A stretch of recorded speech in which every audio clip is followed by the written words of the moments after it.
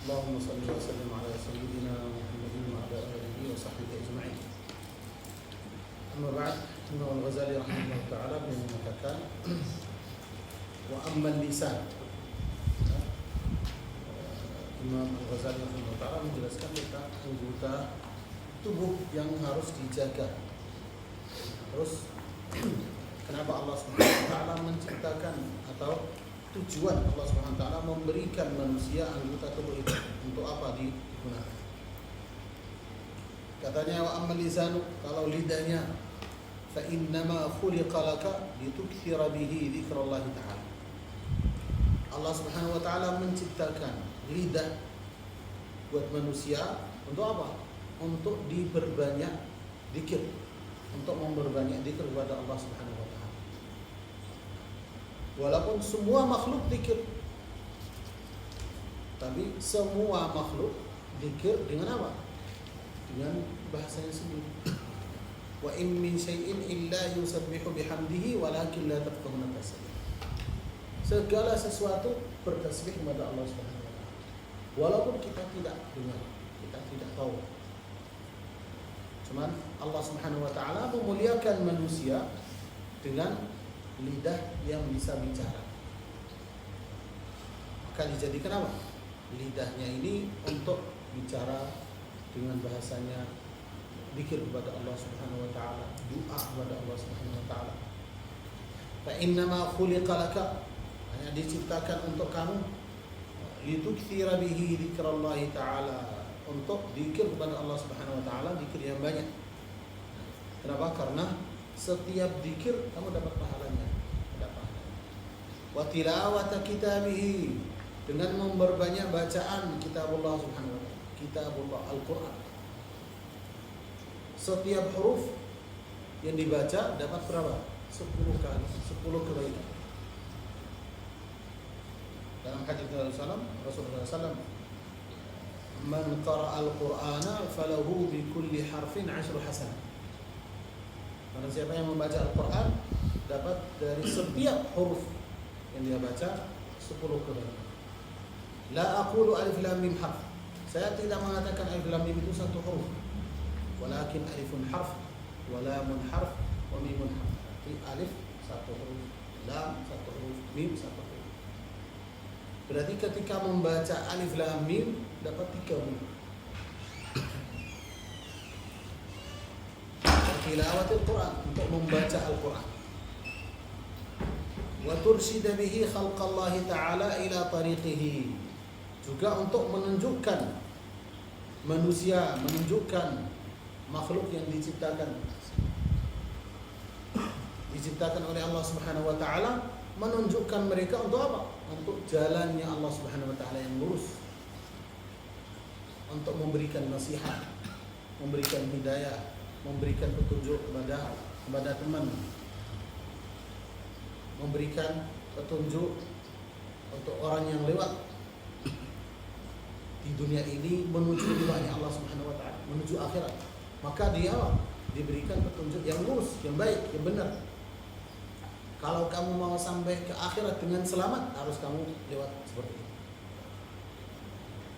Wa tursyida bihi khalqallahi ta'ala ila tariqihi, pada jalannya Allah Subhanahu wa taala.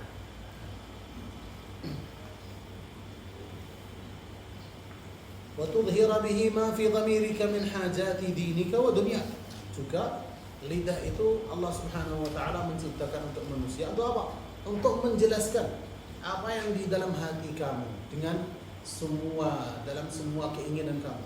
Kamu punya keinginan, punya sesuatu yang tidak bisa dijelaskan kecuali dengan ucapan, dengan lidah.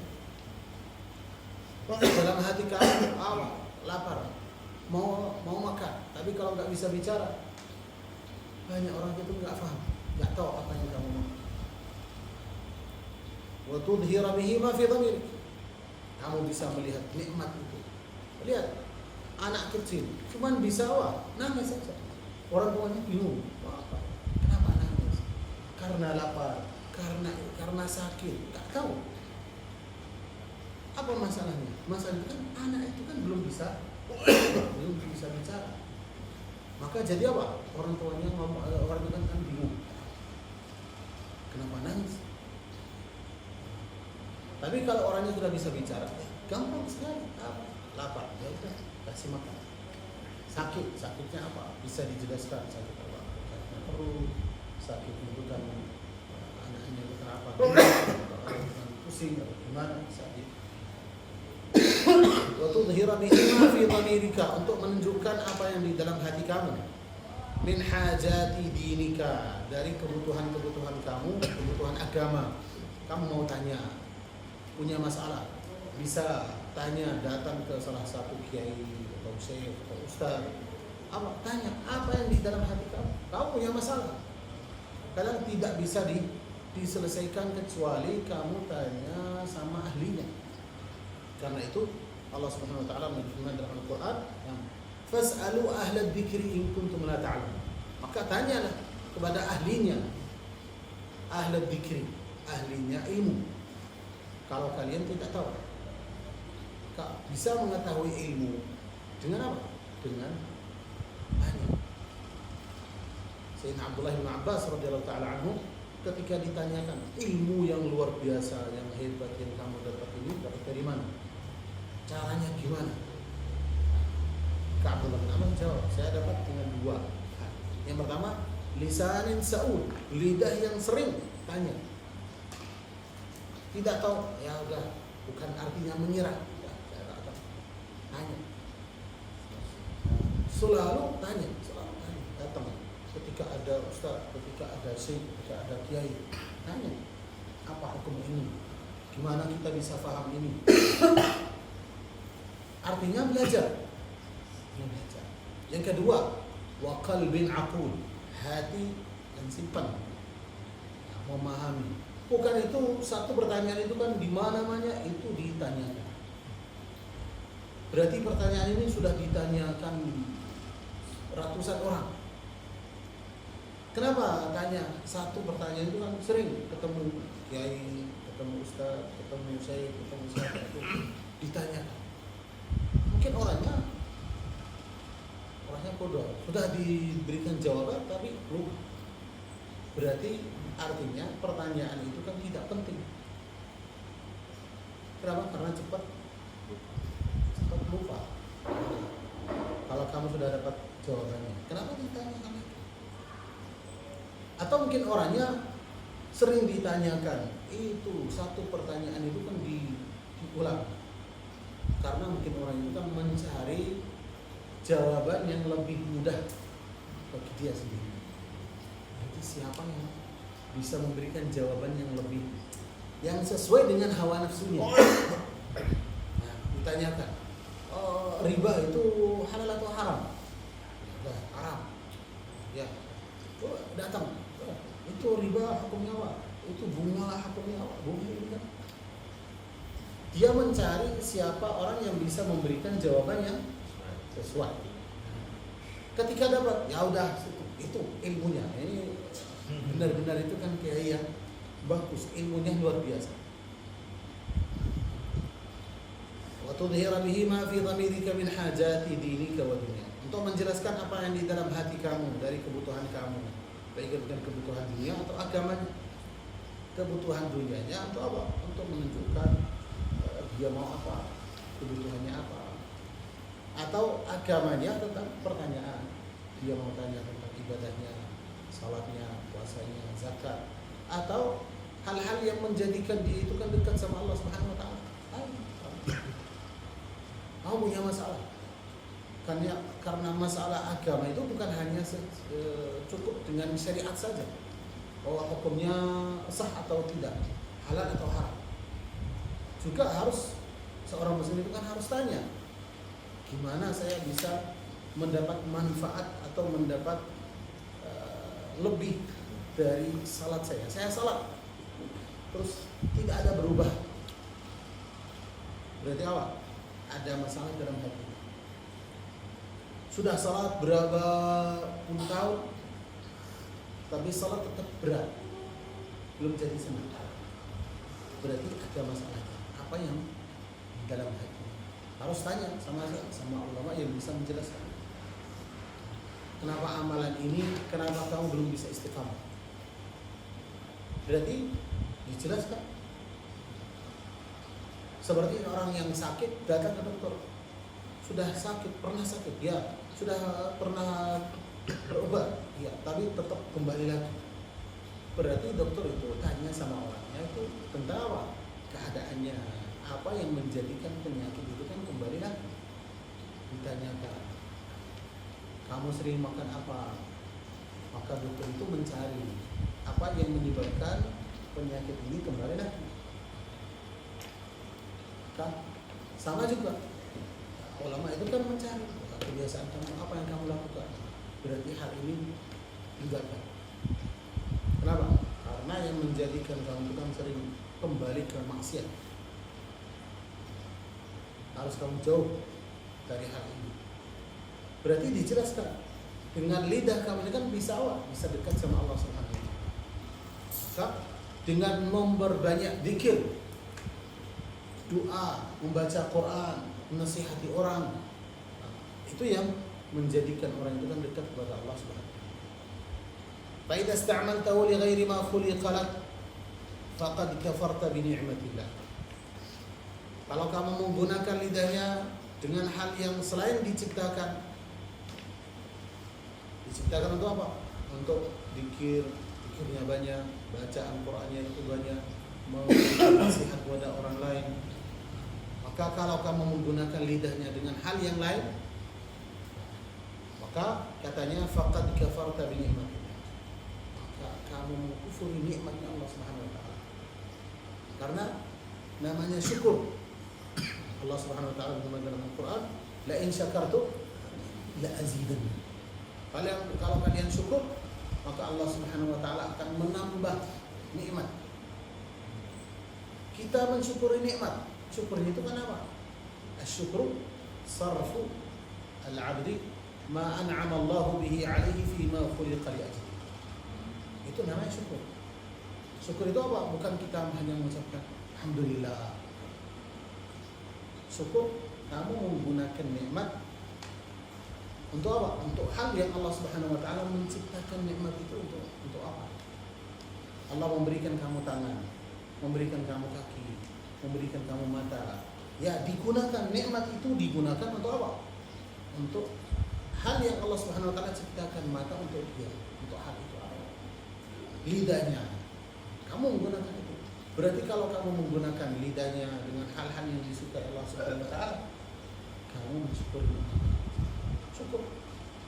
Kenapa? Karena kamu menggunakan nikmat dalam hal yang Allah Subhanahu wa taala ciptakan lidahnya untuk nikmat, untuk hal. Tapi kalau digunakan untuk hal yang lain, haram. Berarti apa? Kamu kufur nikmatnya Allah Subhanahu wa taala. Orangnya pakai lidahnya dalam hal-hal yang haram, maksiat. Kenapa dia kufur?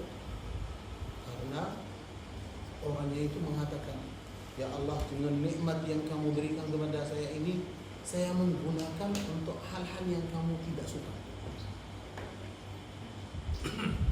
Berarti kamu tidak bersyukur. Seperti apa? Seperti ada satu orang membantu kamu, memberikan kamu bantuan. Apa? Ini karena kamu orang fakir miskin atau karena kamu butuh bantuan, saya bantu kamu. Ini 10 juta. Terus kamu ngambil uang, berusaha gimana dengan uang itu kamu menghancurkan orang yang memberikan kamu.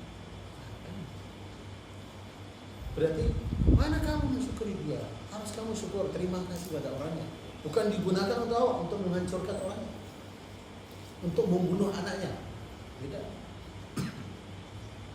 Kalau kamu terima kasih kepada orangnya, kamu menggunakan untuk apa? Untuk kebutuhan kamu sendiri, membantu orang itu.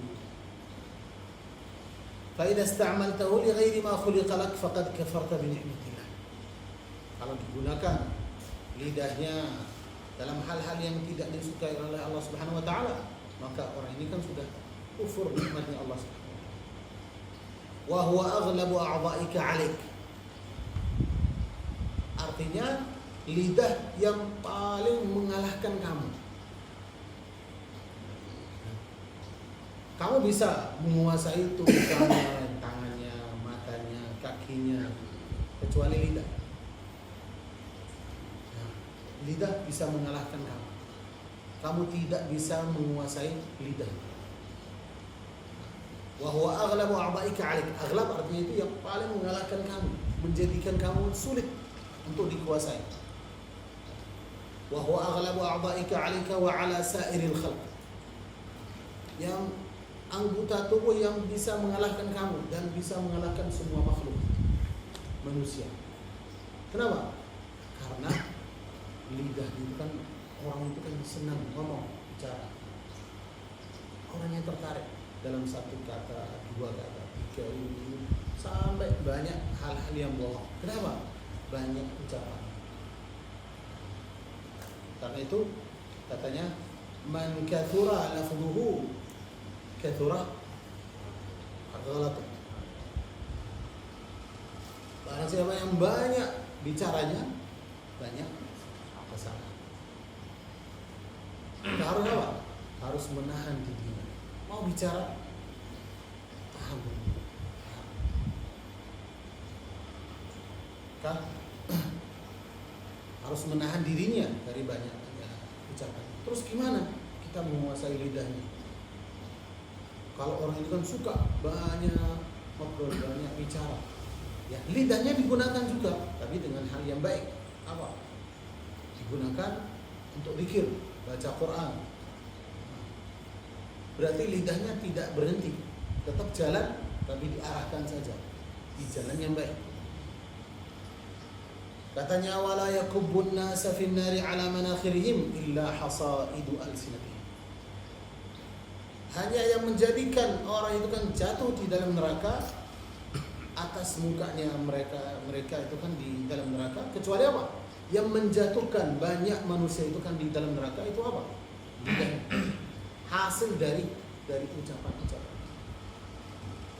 Kenapa? Banyak bohong, banyak riba, banyak namimah, banyak kurang. Maka jadi yang amalan yang atau anggota tubuh itu yang paling bahaya itu kan lidah. Fastadhir alaihi bighayati quwwatik. Maka harus kamu mengalahkan dia dengan semua kekuatan kamu. Kekuatan kamu itu kan semuanya diarahkan apa? Untuk apa? Untuk menahan lidah. Supaya kamu bisa menguasai lidahnya. Kuasai lidah. Kalau kamu bisa menguasai lidahnya, maka kamu bisa menguasai keadaan kamu itu sendiri. Dalam hadisnya Rasulullah SAW untuk Sayyidina Mu'adz bin Jabal, dari nasihat-nasihatnya terakhir itu apa? Kuffa 'alaika hada, ya jagalah lidah kamu ini. Itu yang bisa menguasai keadaan kamu itu semuanya kalau kamu bisa menjaga. Maka lidahnya ini walaupun bentuknya kecil, tapi bahayanya besar. Katanya jirmuhu saghir, jirmuhu bentuknya kecil, wa jurmuhu kibir, bahayanya itu kan lebih besar. Hanya lidah yang berapa senti itu lebih bahaya daripada tangannya, kakinya, semua anggota tubuh. Katanya fastadhir alaihi bighayati quwwatika. Maka harus kamu mengalahkan dia, harus kamu menguasai lidah kamu itu kan dengan apa? Dengan semua kekuatan kamu. Hatta la yakubbaka fi qa'ri jahannam. Supaya tidak menjatuhkan kamu itu kan di dalam neraka. Kamu selamat dari apa? Dari lidah. Dari lidah kamu sendiri. Tapi hadithi, karena ada dalam riwayatnya dalam hadisnya Rasulullah SAW, inna ar-rajula la yatakallamu bil kalimati fayahwi biha fi jahannam 70 kharifan. Sesungguhnya seorang yang mengucapkan satu kalimat, hanya dengan dia mengucapkan satu kalimat jatuh di neraka dengan kalimat itu, dalam jatuh dalam neraka itu kan selama 70 tahun. masuk neraka selama 70 tahun. Karena apa? Satu kalimat. Innar rajula la yatakallamu bil kalimati. Sesungguhnya seorang laki-laki atau seorang secara umum la yatakallamu bil kalimati, mengucapkan satu kalimat, tidak memperhatikan, hanya langsung mengucapkan satu kalimat saja.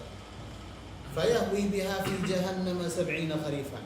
Orang itu kan jatuh di dalam neraka, tetap dalam neraka selama 70 tahun. Karena hanya satu kata saja. Dengan satu kata bisa orang itu kan di neraka selama 70 tahun. Wa qutila syahidun fil ma'rakati. Pernah terbunuh seorang syahid dalam sebuah peperangan. Maka salah satu temannya mengatakan, faqala qailun, salah satu temannya orang itu yang terbunuh, yang mati syahid, temannya mengatakan, hani allahul jannah, selamatlah buat dia, sukses dia itu kan dapat surga. Artinya apa? Orangnya sukses, kenapa? Karena mati syahid. Maka dia sukses karena mati syahid dapat surga. Maka Rasulullah SAW mengatakan, faqala Nabi sallallahu alaihi wasallam, wa ma yudrik? Kamu tidak tahu. Belum pasti orang yang mati syahid berarti apa? Masuk surga. Kamu belum tahu, kamu tidak tahu. La'allahu kana yatakallamu fima la yu'ni. Ada kemungkinan dia ketika masih hidup dia bicara dalam hal-hal yang tidak penting buat dia sendiri. Tidak penting buat dia sendiri. Kana yatakallamu fima la yu'ni. Ada kemungkinan dia ketika masih hidup sering dia itu bicara dalam hal-hal yang tidak penting buat dia. Tidak ada kepentingan. Berarti apa? Banyak ngomong. Berarti kalau banyak ngomong, walaupun tidak ada faedahnya sama sekali, tidak ada dosanya, tapi menghabiskan waktu dalam hal yang tidak ada gunanya sama sekali, tidak ada pahalanya, tidak ada dosanya, orangnya rugi. Kenapa? Karena diberikan manfaat tapi tidak digunakan, diberikan nikmat tapi tidak digunakan untuk baik. Berarti jadi apa? Jadi sia-sia. Wa ma yudrika la'allahu kana yatakallamu fima la ya'ni. Kamu tidak tahu. Ada kemungkinan ketika dia hidup dia sering bicara, ngomong dalam hal yang tidak ada gunanya bagi dia sendiri. Wa yabkhalu bima la yughni, atau mungkin dia bakhil dengan hal-hal yang tidak menjadikan dia kaya. Seperti apa? Sedekah, zakat. Kalau kamu itu kan wajib, kalau kamu mengeluarkan zakat, zakat yang kamu keluarkan tidak menjadikan kamu kaya. Kenapa? Karena hanya sedikit aja. Berarti kamu jadi kaya dengan zakat itu yang 2,5%. Berarti yang kamu keluarkan itu sedikit, tidak menjadikan kamu fakir. Atau kalau tidak dikeluarkan, kamu jadi kaya. Karena dia itu pelit dengan hal yang wajib seperti itu, walaupun itu sedikit sekali, tapi dia kalau orangnya mati syahid tapi tidak menjalankan perintahnya Allah Subhanahu wa taala, dari salatnya, dari puasanya, dari zakat, berarti tidak ada faedahnya kalau dia itu mati syahid. Nah, orang itu yang mengkorbankan dirinya untuk Allah Subhanahu wa taala berarti sudah mengkorbankan dirinya, waktunya ketika sebelum masuk perang. Berarti dia mengkorbankan waktu untuk menjalankan ibadahnya, salatnya, puasanya, mengorbankan harta. Kenapa? Karena jiwanya orang itu kan itu yang paling mahal, paling di atas. Dia setiap orang rela untuk apa? Untuk mengorbankan hartanya. Demi apa? Selamat jiwanya. Mengorbankan waktu demi jiwanya bukan selamat. Tapi kalau dia mengorbankan dirinya, padahal dia itu pelit dengan harta, pelit dengan hal yang lain, berarti kan tidak menselamatkan dirinya.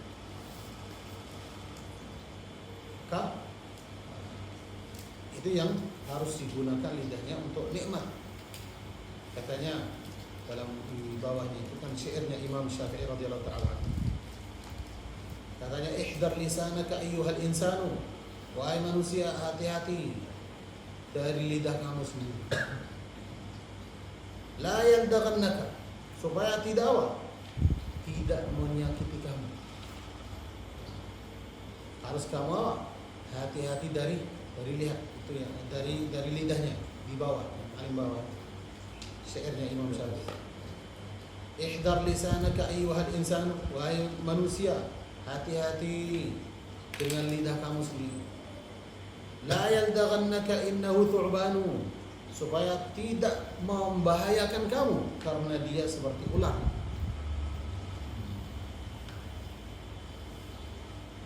Kam fil maqabir min qatil lisanihi, banyak sekali dalam kuburan yang membunuh dia itu adalah lidahnya. Banyak orang meninggal sudah dimakamkan dalam kuburan, yang mematikan orang itu siapa? Lidahnya sendiri. Dengan satu kata orang lain itu kan bisa membunuh kamu. Kenapa? Karena kamu salah mengucapkan satu kata saja yang tidak cocok, tidak bagus, akhirnya dibunuh. Kam fil maqabir min qatili lisanihi, banyak orang dalam kuburan yang membunuh mereka itu apa? Lidah. Kanat tahabu liqa'ahu syuj'an, orang itu waktu masih dia hidup, yang berani-berani itu kan takut dari dia. Kenapa? Karena orang itu kan kuat, tapi dia kalah dengan lidahnya sendiri. Banyak orangnya itu kan kuat, cerdas, pinter, berani, tapi dia kalah dengan apa? Dengan lidahnya. Maka yang membunuh dia lidahnya sendiri. Maka seorang muslim harus menjaga lidahnya. Katanya lidah itu kan yang paling bahaya dalam kehidupan muslim. Karena lidahnya bahaya, maka Allah Subhanahu wa taala menjadikan lidahnya itu kan dalam dua pakar. Pakar yang pertama itu apa? Gigi. Yang kedua bibir. Ketuk. Kalau mata cuma satu. Kalau lidahnya ada dua. Yang pertama giginya, yang kedua bibir. Untuk apa? Untuk menahan lidah. Karena dirinya kebiasaan menunjukkan suka apa? Suka bicara tentang dirinya sendiri. Kadang bohong, tapi supaya orangnya senang aja. Kebanyakan bohong tidak benar, tapi karena orang itu suka bicara. Maka Sayyidina Ali bin Abi Thalib radhiyallahu taala anhu dia mengatakan, seorang mukmin, orang yang beriman itu lidahnya belakang hati. Lidahnya belakang hati. Artinya apa? Apa yang dia mau bicarakan, yang pertama dipikirkan dalam hatinya. Apa yang saya mau bicara ini kan baik atau tidak? Kalau baik, keluarkan. Kalau tidak, disimpan. Tapi kalau seorang munafik itu hatinya di belakang, lidahnya di depan. Berarti kapan mikir? Ketika sudah lewat, sudah kelewatan, sudah keluar. Sudah kelewatan, kamu sudah bicara. Baru mau pikir, sudah ada. Pikirannya sudah tidak ada gunanya, tidak ada manfaatnya. Kenapa? Karena kalimat itu sudah keluar dari Allahu a'lam.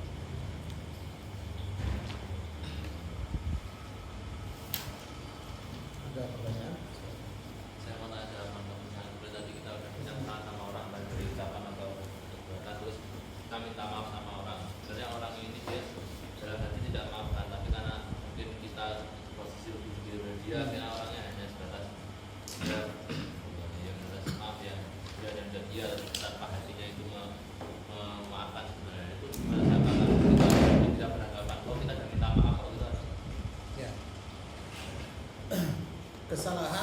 kita yang kita lakukan sama orang lain. Berarti kesalahan itu kalau hanya cukup minta maaf, ya cukup minta maaf. Kenapa? Karena saya melakukan kesalahan ucapan sama orang lain. Berarti apa? Saya minta maaf orangnya. Kalau ucapan itu tidak ada pengaruhnya sama orang lain.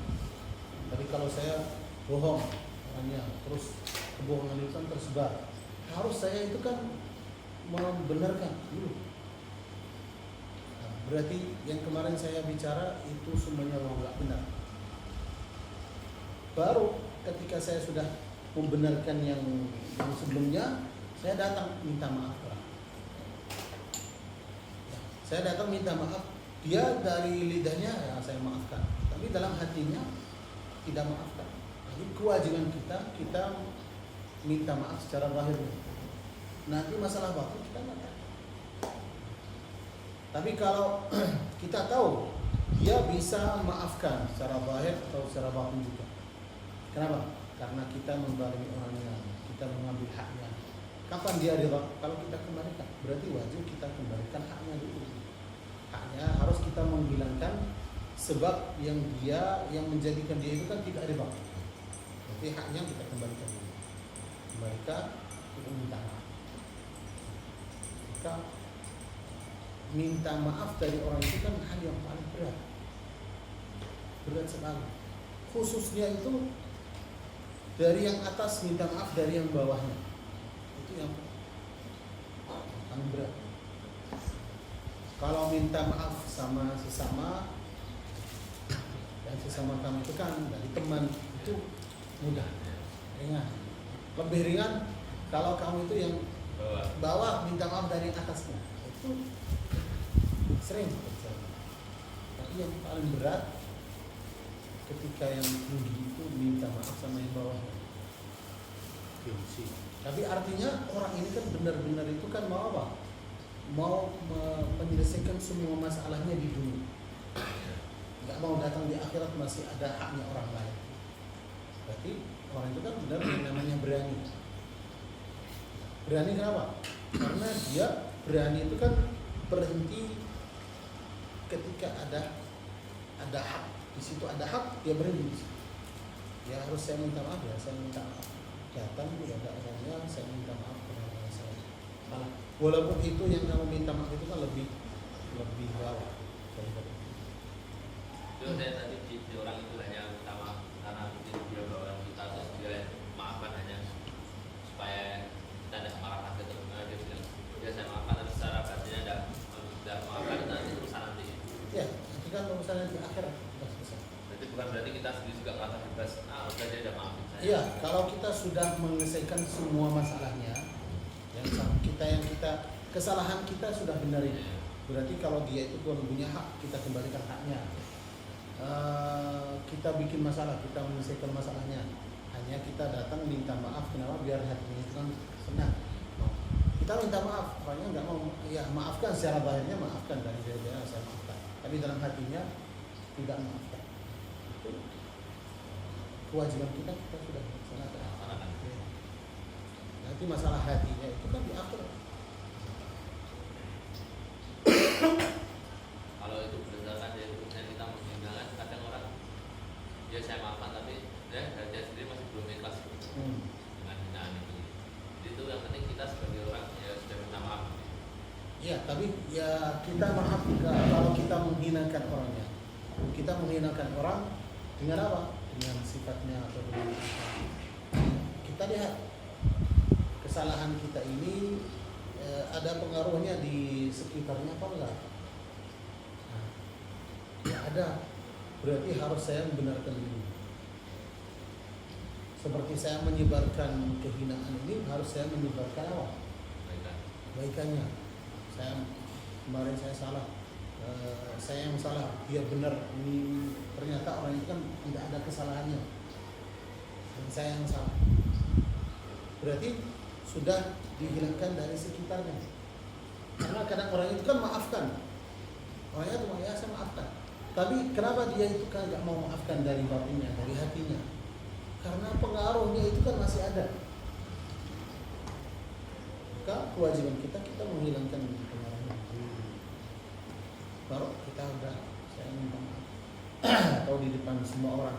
Kemarin saya mengatakan seperti ini, saya minta maaf dari orangnya, saya yang salah, dia yang benar.